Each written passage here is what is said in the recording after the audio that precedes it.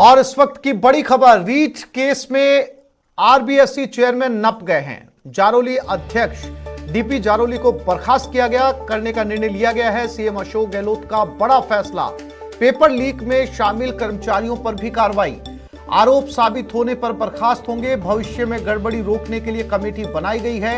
High court के retired जज की अध्यक्षता में यह कमेटी बनेगी।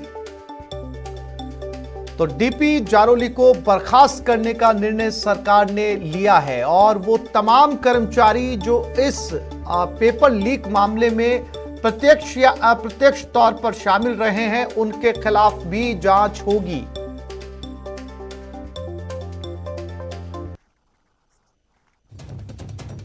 तो रीट केस में इसके संबंधी कोई सूचना मुझे आई है? कुछ मुख्यमंत्री कार्यालय से आपके पास भी कोई सूचना? नहीं, कोई सूचना नहीं आई है मेरे को। अभी वहां से ऑफिशियल अनऑफिशियल नहीं आई है। मैं आज जाने का प्रयास करूंगा, मैं मिलूंगा और जो भी होगा मैं पूरा सहयोग करूंगा। पहले भी करता आया हूं। जिस दिन से परीक्षा हुई है एसओजी यहाँ आती है, जो जो चीजें डॉक्यूमेंट चाहिए वो हम प्रोवाइड करवाते रहे और आगे भी जो मेरे से होगा मैं सहयोग करूंगा, क्योंकि इन किसी कार्यों में हमारी संलिप्तता कहीं न रही है, न जीवन में रहेगी, ये मैं इतना आश्वस्त करूँ। एक आरोप आप पे ये भी लग रहा है कि 24 सितंबर की रात को आप वहां पर मौजूद थे। क्या आप वहां मौजूद थे? नहीं था। मैं श्रीमान जी 10 बार कह चुका हूँ। 23 तारीख को सीएम साहब की वीसी में मैं अजमेर से गया था, सीधा सीएमआर गया, सीधा सीएमआर से मैं मेरे घर भी नहीं गया, मैं सीधा अजमेर आया। उसके बाद मैं परीक्षा के बाद गया। एसओजी ने कोई संपर्क करने का प्रयास किया आज फिर आपसे? नहीं, आज नहीं किया, आज कल नहीं किया। सर, विपक्ष का भी आरोप है कि ना आपने रिटायर्ड कर्मचारी को वहां पर लगाया है। जी बिल्कुल लगाया, रिटायर्ड को लगाया, सिर्फ पाराशर को लगाया। जो पकड़े गए उन न किसी कर्मचारी को मैं जानता हूं, न किसी को लगाया। और हमारे नियमों में स्पष्ट उल्लेख है कि ये कोई भी प्रश्न पत्र के लिए वहां नहीं रह सकते। कोई भी प्राइवेट व्यक्ति, केवल जो अधिकृत है उसमें एक पाराशर है, उसके साथ 4 लोग और है, सहसमन्वयक 4 सहसमन्वयक और है। वो चारों शिक्षा संकुल में ही उच्च पदों पर बैठे हैं और इस सब की जिम्मेदारी माननीय जिलाधीश और एसपी, ये एक समिति होती है, उनके बिना परमिशन और वहां सशस्त्र बल रहता है 24 आवर्स।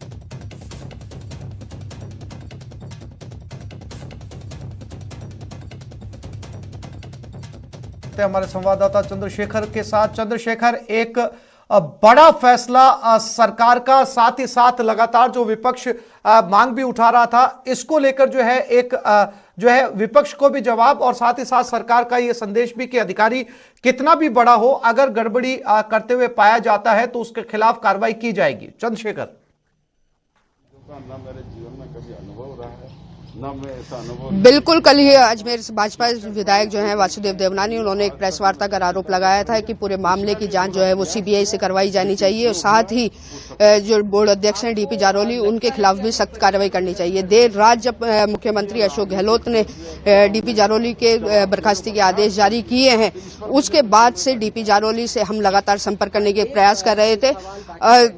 कुछ देर में हम आपसे उनकी बातचीत भी करवाएंगे। उनका साफ तौर पर कहना है कि उन्होंने पूरे मामले में किसी भी तरह की कोई गड़बड़ी नहीं की है और वह हर जांच के लिए तैयार है। जी बिल्कुल चंद्रशेखर, जैसा कि जो है वो लगातार ये मांग उठ रही थी, विपक्ष भी लगातार मांग कर रहा था कि इस मामले की जांच जो है वो सीबीआई को सौंपी जाए, तभी जाकर इसके नतीजे जो हैं वो सामने निकल कर आएंगे। लेकिन उससे पहले सरकार ने, या फिर यूं कहा जाए कि मुख्यमंत्री अशोक गहलोत ने एक सीधा सीधा मैसेज दिया है कि रीट के मामले के अंदर ये जो भी गड़बड़ियां हुई है, इस मामले में एसओजी के खुलासे के बाद वो तमाम एहतियाती कदम उठाए जाएंगे जो बहुत जरूरी हैं, और शायद इसी कड़ी के अंदर इतने बड़े अधिकारी पर फैसला लेना, और अब वो तमाम कर्मचारी जो इस पेपर लीक मामले से जुड़े हुए हैं वो भी जांच के दायरे में आ गए। अगर कर्मचारियों की जांच के अंदर कितने कर्मचारी इसमें पाए जाते हैं तो एक एक करके वो लोग भी जो है अब उनके नाम भी सामने आने वाले हैं जांच में। चंद्रशेखर, मैं डीपी जारौली, उनसे पहले सीधे तौर पर बात करेंगे। जी सर, किस तरह के आदेश यदि आपको मिले हैं रात में? अभी तक मुझे कोई आदेश नहीं मिले हैं, इसलिए मैं आदेश की प्रतीक्षा में हूं। जब आदेश मिलेगा तो आदेश के अनुसार कार्रवाई करूंगा। आपकी भूमिका को भी संदिग्ध माना गया है पूरे मामले के अंदर। मुख्यमंत्री अशोक गहलोत ने आपकी चंद्रशेखर, इन्होंने कहा आदेश मिलने के बाद ये कार्रवाई करेंगे। ये क्या कार्रवाई करेंगे आदेश मिलने के बाद? चंद्रशेखर, इनसे पूछिए। ऐसा है कि मैं माननीय मुख्यमंत्री जी का जो भी फैसला होगा मुझे स्वीकार है, क्योंकि मैं उनमें पूर्ण विश्वास रखता हूं। इसलिए मुझे इस पर कुछ नहीं कहना। ये राजनीतिक फैसले हैं, जो फैसला होगा वो मुझे मान्य है। राजनीतिक नियुक्ति भी आपको दी गई थी, उस समय भी राजनीति की बात होती थी, लेकिन आज जब सरकार ने आपको बर्खास्त किया है तो आप सरकार पर आरोप लगा रहे हैं इस तरह के कि ये सरकार राजनीतिक नहीं, मैं सरकार पे कोई आरोप नहीं लगा रहा हूं, क्योंकि सरकार का जो भी फैसला होगा वो मुझे मंजूर है। अब तक एसओजी ने आपसे किस तरह की जो जानकारियां हैं वो ली हैं, और जांच जो है वो किस दिशा में आगे बढ़ी? एसओजी जिस दिन पेपर आउट हुआ, पहली गिरफ्तारी के बाद भी आए तो बच्चों के डिटेल लेते हैं, जो भी उनको जरूरत होती है इनपुट की वो देने का मैंने सदैव प्रयास किया और आगे भी करूंगा। अभी पिछले 2 दिनों से लगातार एसओजी की टीम जो है वो अजमेर के अंदर डेरा डाले हुए है। आपसे भी उन्होंने मुलाकात की है, क्या उन्होंने विद्यार्थियों को लेकर के भी कोई डाटा आपसे मांगा गया? नहीं, 2 दिन पहले आए थे वो, और उन्होंने जो डाटा मांगा हम देने का प्रयास कर रहे हैं। किस तरह का वो डाटा? वो ये सारी चीजें देखो गोपनीय है, उन्होंने जो मांगा मैंने प्रयास किया देने का। विपक्ष का लगातार आप पर चंद्रशेखर जारौली साहब कह रहे हैं कि ये राजनीतिक फैसला है। इनसे पूछिए ये राजनीतिक फैसला क्यों है? जिम्मेदारी आपकी भी बनती है, आरबीएससी चेयरमैन है आप। 23 तारीख को सीएम साहब की मीटिंग थी, उस वीसी की मीटिंग के बाद मैं सीएम रेजिडेंस से सीधा अजमेर आया हूँ। आपका कहना है कि जो आपको बर्खास्त करने का निर्णय लिया गया है ये एक राजनीतिक निर्णय है, किस तरह से? नहीं, इसमें क्या निर्णय अभी तक मेरे पास अभी कहा। चंद्रशेखर, इनसे कहिए कि आपने अभी कहा। आप मुलाकात करेंगे? आप अगर मैं प्रयास करूंगा, बिल्कुल, अगर मुझे मौका मिलेगा तो सभी से करूंगा मैं मुलाकात। क्या आपको लगता है कि राजनीतिक द्वेषता के चलते आप पर इस तरह की नहीं, मेरे किसी से द्वेषता नहीं है। जो फैसला होगा वो सर्वमान्य है, और मैं शिक्षक रहा हूँ इसलिए शिक्षक की भांति कार्य करूंगा। धन्यवाद। सबसे बड़ी एक आखिरी सवाल और कि पूरे मामले को लेकर के ये सामने आ रहा है कि आपने जो रिटायर्ड अधिकारी हैं, बोर्ड के हैं या प्राइवेट संस्थान के हैं, उन्हें भी पूरी परीक्षा के अंदर शामिल किया, क्या उन्हें शामिल किया जाना चाहिए था? ऐसा है कि शामिल करने का मैंने पहली बार नहीं किया। विगत 4 रीट हुई है, मैंने 5वीं रीट कराई है। जो लोग कार्य कर रहे थे उन्हीं से करवाया, मैंने कोई नया व्यक्ति लगाने का प्रयास नहीं किया है। बोर्ड की सीनियर सेकेंडरी और सेकेंडरी परीक्षाओं में भी अब मात्र 1 महीने का समय बचा है। ऐसे में पूरी तरह से जो अब मामला घिरता हुआ नजर आ रहा है, उससे क्या बोर्ड परीक्षाएं भी प्रभावित होंगी? नहीं, बोर्ड परीक्षाएं नहीं होती है, ये एक सतत प्रक्रिया है। चाहे कोई व्यक्ति रहे नहीं रहे, कार्यवाही सब कार्य होता है, वो सुचारू रूप से होगा, क्योंकि उसकी तैयारियां पूर्ण है। धन्यवाद। देखिए, ये थे डीपी जारौली जो अपने बेबाक ठीक अंदाज में है। चंद्रशेखर, हमारे साथ इसी खबर पे बाबूलाल धायल और महेश दादिज भी जुड़ गए। सबसे पहले बाबूलाल के पास रुक करते हैं। बाबूलाल, इस वक्त जो है हमारे संवाददाता ने जब डीपी जारौली से बात की तो उन्होंने अपने पहले बयान में कहा कि यह पूरी तरीके से राजनीतिक फैसला है। यही बात जब दोबारा हमारे संवाददाता ने पूछी तो वो अपनी बात से बदल गए, कहा कि नहीं, मुख्यमंत्री ने जो कहा है, जो फैसला लिया है, मैं उसको मानूंगा। साफ तौर पर आरबीएससी के चेयरमैन की यह जिम्मेदारी बनती है कि अगर उनकी नाक के नीचे से कोई पेपर ले जाता है तो लाखों अभ्यर्थियों का जो भविष्य है वो अधर में लटक जाता है। और वो इतनी गैर जिम्मेदारी से कह रहे हैं कि ये मामला जो है, ये फैसला जो है वो राजनीतिक फैसला है। बाबूलाल,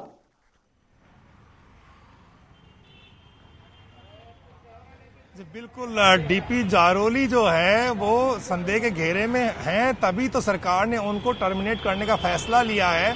उनको खुद आगे आकर के और इस्तीफा दे देना चाहिए था और एक मैसेज देना चाहिए था कि अगर मेरे लेवल पर गलती हुई है और मैं जांच के दायरे में हूं, एसओजी मेरे से पूछताछ कर रही है, तो उनको इस पद का लोभ नहीं होना चाहिए था। खुद आगे आकर के और मुख्यमंत्री को बता देना चाहिए था कि सवाल उठ रहे हैं माध्यमिक शिक्षा बोर्ड की कार्यप्रणाली पर, पेपर जो है स्ट्रांग रूम से चोरी यानी कि बिका है, तो ऐसी सूरत में मुझे पद पर बने रहने का अधिकार मैंने खो दिया है, लिहाजा उनको आगे आकर के और खुद को पद छोड़ देना चाहिए था।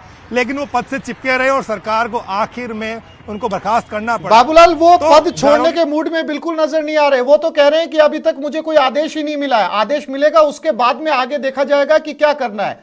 पद छोड़ना तो बहुत दूर की बात है। तभी तो सरकार ने उनको बर्खास्त किया है, क्योंकि उनको जब एसओजी पूछताछ कर रही है, जब वो जांच के दायरे में है, तो खुद आगे आकर के उनको मुख्यमंत्री को बताना चाहिए था कि मेरे ऊपर सवाल उठ रहे हैं, तो मुझे इस पद पर इस वक्त बने रहने का अधिकार नहीं है। जांच में अगर मैं पाक साफ साबित हो जाऊंगा तो मुझे आप फिर से बहाल कर दीजिएगा, फिर से मैं अपना पद ज्वाइन कर लूंगा। लेकिन वो कुर्सी से चिपके रहे और एक गलत संदेश गया। मीडिया ट्रायल हुआ, सरकार ने बेहतरीन प्रबंध किए थे, लेकिन डीपी जारोली ने जिन लोगों को जिम्मेदारियां दी, उन्होंने सरकार के भरोसे को खत्म किया और पेपर बेच दिया, करोड़ों रुपए डकार गए और सरकार ने। बाबूलाल, मैं फिर से लौटूंगा आपके पास में। चंद्रशेखर कुछ कहना चाह रहे हैं। चंद्रशेखर वहीं पर बने हुए हैं जहां पर डीपी जारोली से बात हुई। चंद्रशेखर, साफ साफ तौर पर जो है वो डीपी जारोली ने आपसे ये कहा कि उन्होंने 5 रीट के एग्जाम करवाए हैं, कंडक्ट करवाए हैं, और उन्होंने इस बात की जहमत नहीं उठाई जो पहले कर्मचारी थे उन्हें इस काम के अंदर फिर से लगाया गया। यानी कि वो जो तमाम कर्मचारी हैं जो रीट में पहले शामिल थे, वो इसके dos and don'ts, merits and demerits जानते थे कि कहां लूप होल है, कैसे पेपर निकाला जा सकता है। इस वक्त लगातार जिन कर्मचारियों को लगाया गया था उन्हें बदलने की जरूरत थी। चंद्रशेखर,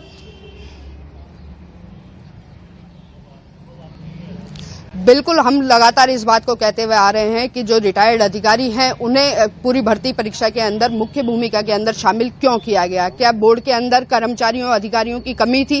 क्या प्राइवेट कर्मचारी को एक कोऑर्डिनेटर बनाया जाना, प्रदीप जिनका नाम है, उन्हें शिक्षा संकुल की महत्वपूर्ण जिम्मेदारी दी गई? उसके बाद में विपक्ष लगातार जो है डीपी जारोली पर हमलावर होता नजर आ रहा था। डीपी जारोली की जब 4 अक्टूबर को प्रेस वार्ता हुई, उन्होंने साफ तौर पर कहा कि पूरे मामले के अंदर यदि कहीं रीट कार्यालय या बोर्ड कार्यालय के किसी भी अधिकारी कर्मचारी का नाम शामिल होता है तो मैं अपना इस्तीफा दूंगा। लेकिन आज जब देर रात जब सरकार ने डीपी जारोली को बर्खास्त किया है, उसके बाद अब उनका ये बयान कि मैं अभी तक मेरे पास में कोई आदेश नहीं आया है, मैं पूरे मामले को लेकर के आज दिन में मुख्यमंत्री अशोक गहलोत से मुलाकात करूंगा, उसके बाद में अपने पद से इस्तीफा दूंगा।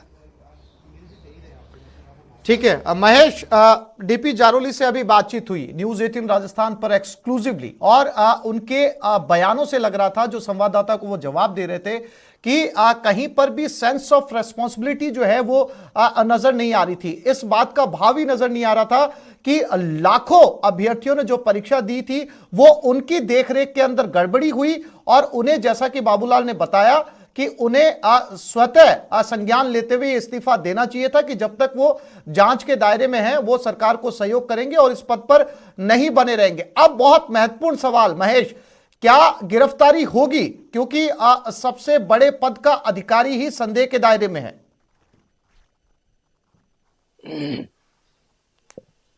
देखिए, बिल्कुल आसिफ, ये तो बात तय हो ही जाती है कि जब बर्खास्तगी तक का निर्णय अगर सरकार ले लेती है किसी भी एक बड़े पद के लिए, तो ऐसे में जाहिर सी बात है कि कहीं ना कहीं सवाल खड़े हुए थे और संदेह का जो दायरा था उसमें सबसे प्रमुख तौर पर जो है माध्यमिक शिक्षा बोर्ड के चेयरमैन जो डीपी जारोली हैं, उनका नाम सबसे प्रमुख तौर पर सामने आ रहा था। अब रही बात उनकी गिरफ्तारी की, तो एसओजी लगातार इस मामले में पूछताछ कर रही थी, उनसे तथ्य और सबूत जुटाने की कोशिश में जुटी हुई थी, और अब जो है उनसे बातचीत करने के लिए हो सकता है कि उन्हें जो है संभवतः एसओजी कार्यालय पर बुलाए या फिर रीट के दफ्तर में भी जो है अभी तक जो छानबीन है एसओजी की वो जारी रहे, क्योंकि देखिए अभी तक जो परतें खुल करके सामने आई है उसमें ये बात तो साफ हुई है कि शिक्षा संकुल से जो है ये पेपर लीक हुआ था और उसके बाद में ये 7 अलग अलग जगहों पर ये पेपर पहुंचा था, अलग अलग लोगों तक पहुंचा था। लेकिन ये कितने लोगों तक ये पेपर पहुंचा और किस लेवल पर ये पेपर लीक हुआ है, अभी इसे लेकर के जो है फैसला करना बाकी है, क्योंकि हर एक व्यक्ति की जो निगाहें हैं वो इन पेपर लीक में जुड़े हुए तमाम जो लोग हैं उनके खिलाफ कार्रवाई को लेकर के है, दोषियों को लेकर के तो है ही, साथ में ये भी जानने को लेकर के है कि जो पेपर है वो क्या मौजूदा पेपर रद्द होगा या नहीं, क्योंकि कोर्ट में भी ये मामला जा चुका है। हाई कोर्ट से ये अनुरोध किया गया है कि जो मौजूदा भर्ती परीक्षा है उसको यहाँ पर एक बारगी के लिए स्थगित किया जाए, किसी तरह से जो 31,000 पदों पर नियुक्तियां होने वाली है उनको रोक दिया जाए। और इस परीक्षा को लेकर के जिस तरफ से बीजेपी और विद्यार्थी परिषद और उससे जुड़े हुए तमाम जो बेरोजगार संगठन हैं, एक धड़ा ये भी मांग कर रहा है कि इस परीक्षा को रद्द किया जाए। लेकिन देखने वाली बात यही है कि सरकार इसे लेकर के क्या निर्णय लेती है, क्योंकि हाईकोर्ट में अगर ये मसला जाता है तो हाईकोर्ट के विवेक के अनुसार इस पर जो है अलग अलग तर्क रखे जा सकते हैं और ये भी देखा जा सकता है कि जांच का दायरा कहां तक पहुंचता है, कितने लोग जो है वो इस जांच के दायरे में शामिल होते हैं, कितने लोगों तक जो है ये पेपर पहुंचा होता है। ऐसे में ये जो जानकारी है वो जब तक कि पूरी तरह से दुरुस्त नहीं हो जाए, जब तक कि पुख्ता नहीं हो जाती है, तब तक इस पर अभी जो है कोई निर्णय लेना अभी बाकी रहेगा। जहां तक गिरफ्तारी की बात रही है, ये एसओजी जो है इस पर अभी कार्रवाई कर सकती है। अगर सरकार ने यह बड़ा फैसला लिया तो एक बात मानी जा सकती है कि एसओजी का जो ये जो जांच का दायरा रहेगा उसमें गिरफ्तारी भी जो है वो संभव कही जा सकती है। और साथ में ये भी कहा जा सकता है कि जो और भी जो लोग हैं वो कौन कौन से इसमें शामिल हैं, कौन कौन से तथ्य हैं, क्योंकि अभी और भी कहा जा रहा है जिस तरह से सांसद किरोड़ी लाल मीणा है वो लगातार इस मामले को लेकर के अभी हावी हो रखे हैं और इसके साथ में बीजेपी की जो तमाम अन्य नेता हैं वो भी सीबीआई की जांच की जो मांग है वो लगातार यहां पर करते हुए दिखाई दे रहे हैं। आसिफ। बाबूलाल, जैसा कि डीपी जारोली के बाद अब वो तमाम दूसरे कर्मचारी जिनकी सुरक्षा के अंदर ये पेपर रखा गया था, अब वो पूरी की पूरी चेन जिसके अंदर जो है वो लॉकर रूम के अंदर जहां पर ये पेपर पहुंचता है, पेपर की जो एनवलप होता है उसकी कटिंग की जाती है, एक पेपर निकाला जाता है, करोड़ों में से बेचा जाता है, ये पूरी की पूरी चेन जैसा कि खुद जारोली ने न्यूज 18 पे ये कहा है कि उन्होंने वो कर्मचारी नहीं बदले जो हर बार के कर्मचारी होते हैं, उन्हें ये जिम्मेदारी दी गई थी। तो अगर कयास लगाया जाए बाबूलाल, तो कितने लोगों के नाम जो है, कितने चेहरे बेनकाब अभी होने हैं एसओजी की जांच में?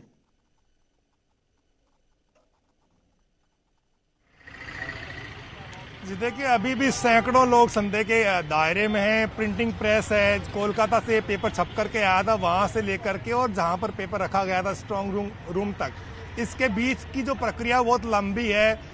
ट्रांसपोर्टेशन से यानी कि पर्चा आया था, किन किन हाथों से गुजरा, कहाँ कहाँ रखा गया, इसकी रखवाली का जिम्मा किसके पास में था, सिक्योरिटी किसके पास में थी, और जब यहाँ से पेपर बाहर गया परीक्षा केंद्रों तक तो उस दौरान जो ले जाने वाले लोग थे, तो अभी ये पर्ते उधरना बाकी हैं। अभी जो है कई सिरे से जांच गुजरेगी, लेकिन फिलहाल नहीं लगता कि डीपी जारोली को गिरफ्तार किया जाएगा, क्योंकि सीधे सीधे उनका इन्वॉल्वमेंट कितना निकल के सामने आएगा ये देखने वाली बात होगी।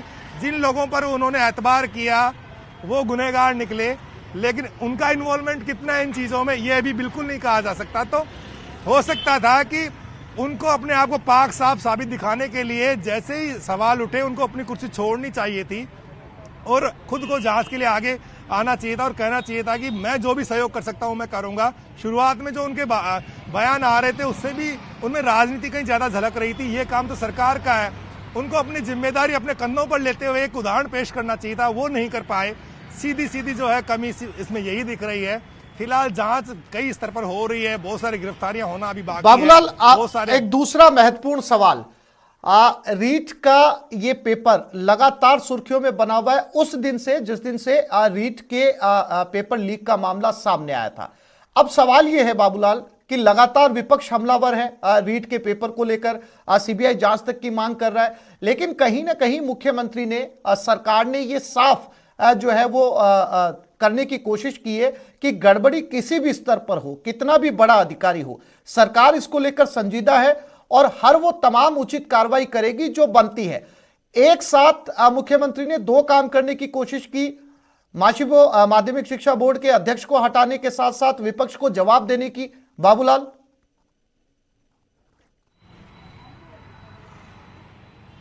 जी बिल्कुल, और मुख्यमंत्री अशोक गहलोत ऐसे मामलों को बहुत ही गंभीरता से लेते हैं, इसलिए सबसे पहली बात जो है माध्यमिक शिक्षा बोर्ड के अध्यक्ष के ऊपर गिरी।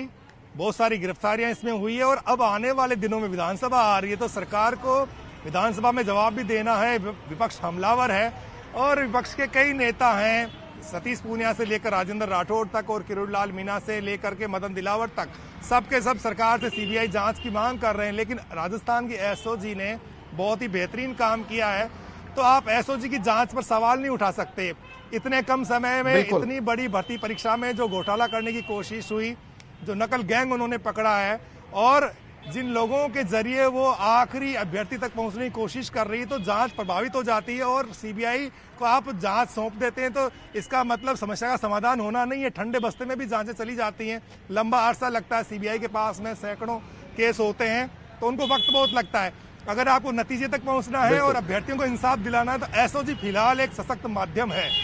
सीबीआई जांच जब जाती है तो मीडिया ट्रायल हो जाता है सरकार के खिलाफ, विपक्ष को इससे फायदा जरूर मिल जाता है शुरुआती दौर में, लेकिन उन अभ्यर्थियों को नुकसान बहुत ज्यादा उठाना पड़ता है जो इस भर्ती परीक्षा में जो नकल हुई, जो पेपर बिके, उनका सच सामने आने से रह जाता है, उसमें सालों लग जाते हैं नतीजे आने में। तो बिल्कुल बाबूलाल, बिल्कुल जी। दिनेश शर्मा भी हमारे साथ जुड़ गए, उनके पास चलते हैं। दिनेश, सरकार का एक बहुत महत्वपूर्ण फैसला मुख्यमंत्री अशोक गहलोत का देर रात बर्खास्त करने का यह फैसला लिया गया। हालांकि जारोली साफ तौर पर मना कर रहे हैं कि उनके पास इस तरह का कोई लिखित आदेश नहीं पहुंचा, जब पहुंचेगा तो आगे की जो है वो देखी जाएगी। लेकिन एक तीर से दो शिकार दिनेश, साथ ही साथ सरकार ने यह भी बताया, गहलोत ने यह भी बताया कि वो इस पूरे घटनाक्रम को लेकर बहुत संजीदा है और सरकार इसको लेकर जो है वो लगातार एक्शन कर रही है, चाहे कितना भी बड़ा अधिकारी हो, वो कानून से ऊपर नहीं है। अब आगे क्या दिनेश, आगे की जो है वो आगे इस पूरे प्रक्रिया के अंदर क्या जो है वो दूसरा स्टेप उठाया जा सकता है दिनेश?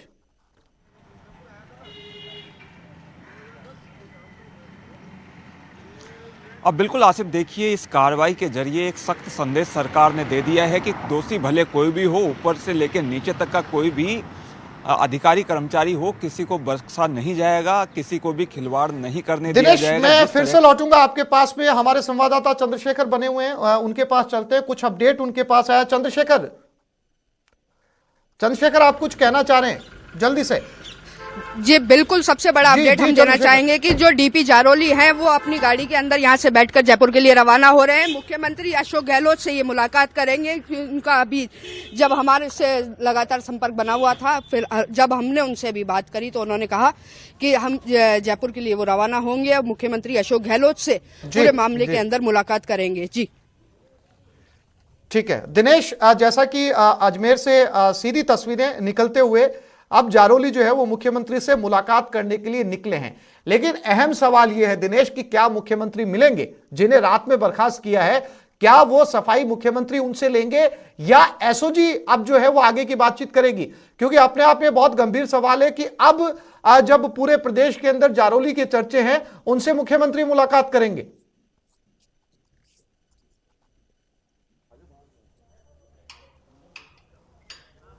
बिल्कुल, देखिए दिनेश, डीपी जारोली ने जिस तरह की बात कही है कि वो मुख्यमंत्री से मुलाकात कर अपना पक्ष रखेंगे, लेकिन सरकार जो है वो निर्णय ले चुकी है। सरकार ये तय कर चुकी है कि उन्हें बर्खास्त किया जाएगा। उच्च स्तरीय समिति की बैठक में ये निर्णय लिया जा चुका है। तो अब जारोली के मुलाकात करने से कुछ होने वाला नहीं है, क्योंकि ये तय हो चुका है कि डीपी जारोली को बर्खास्त किया जाएगा। मुख्यमंत्री मिलने का वक्त देते हैं या नहीं देते हैं, देखने वाली बात होगी। एक वाकया मैं आपके साथ शेयर कर सकता हूँ कि जब ये रीट का प्रकरण सामने आया ही था, मई में जब परीक्षा हुई थी, उसके तत्काल बाद जब ये प्रकरण सामने आया था, तो उस वक्त भी जो है वो डीपी जारोली पर अंगुलियां उठी थी इस मामले को लेकर, और डीपी जारोली मुख्यमंत्री निवास पर पहुंचे थे उनसे मिलने के लिए। उस वक्त सीएम ने कोई बहुत ज़्यादा तवज्जो डीपी जारोली को नहीं दी थी, यानी संकेत मुख्यमंत्री ने साफ दे दिए थे कि इस मामले में कोताही बिल्कुल बर्दाश्त नहीं की जाएगी। ये क्योंकि लाखों अभ्यर्थियों के भविष्य के साथ जुड़ा हुआ सवाल है और कल उच्च स्तरीय समिति की बैठक में जिस तरह का निर्णय लिया गया है उससे ये स्पष्ट हो गया है कि सरकार इस मामले में किसी भी को भी बख्शने वाली नहीं है। और ये इतना बड़ा निर्णय अगर लिया गया है तो जाहिर तौर पर कोई पुख्ता इनपुट जो है वो सरकार के पास है, इसी आधार पर ये बड़ा निर्णय लिया गया है। एसओजी ने जिस तरीके से बिल्कुल दिनेश, अब ये देखना बहुत महत्वपूर्ण होगा कि अजमेर से डीपी जारोली की जो गाड़ी चली है वो सीएम के पास पहुंचती है या एसओजी के दफ्तर में जाकर रुकती है। फिलहाल बाबूलाल, चंद्रशेखर, दिनेश और महेश, आप चारों साथियों का बहुत शुक्रिया हमारे साथ जुड़ने के लिए, तमाम जानकारी देने के लिए।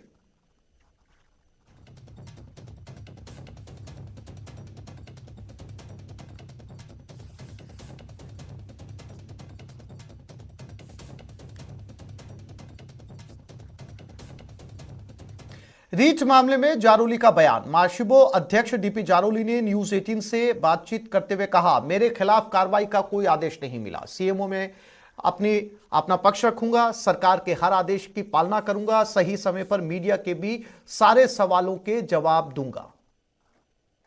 डीपी जारोली उनसे पहले सीधे तौर पर बात करेंगे जी। सर, किस तरह के आदेश यदि आपको मिले हैं रात में? अभी तक मुझे कोई आदेश नहीं मिले हैं, इसलिए मैं आदेश की प्रतीक्षा में हूं। जब आदेश मिलेगा तो आदेश के अनुसार कार्रवाई करूंगा। आपकी भूमिका को भी संदिग्ध माना गया है पूरे मामले के अंदर। मुख्यमंत्री अशोक गहलोत ने आपकी चंद्रशेखर, इन्होंने कहा आदेश मिलने के बाद ये कार्रवाई करेंगे। ये क्या कार्रवाई करेंगे आदेश मिलने के बाद? चंद्रशेखर, इनसे पूछिए।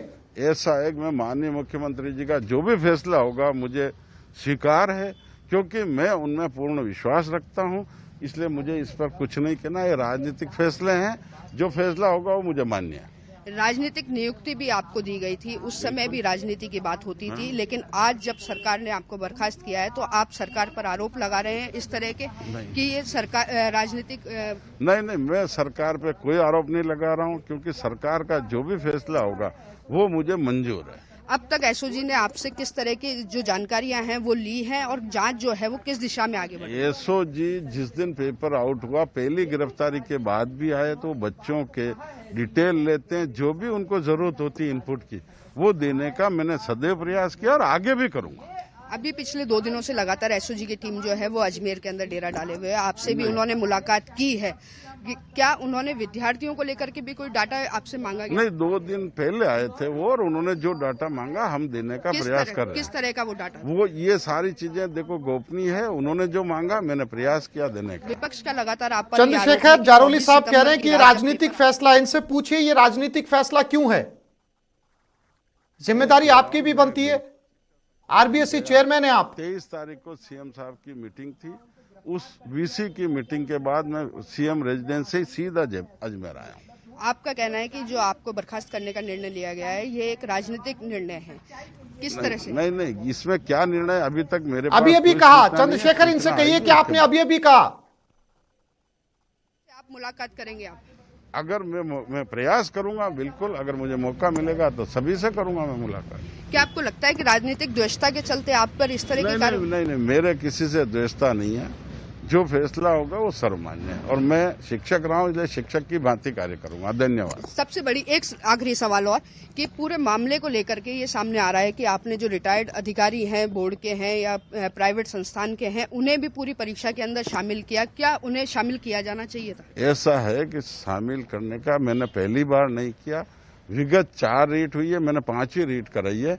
जो लोग कार्य कर रहे थे उन्हीं से करवाया, मैंने कोई नया व्यक्ति लगाने का प्रयास नहीं किया। बोर्ड की सीनियर सेकेंडरी और सेकेंडरी परीक्षाओं में भी अब मात्र 1 महीने का समय बचा है, ऐसे में पूरी तरह से जो अब मामला घिरता हुआ नजर आ रहा है, उससे क्या बोर्ड परीक्षाएं भी प्रभावित होंगी? नहीं, बोर्ड परीक्षाएं नहीं होती है, ये एक सतत प्रक्रिया है।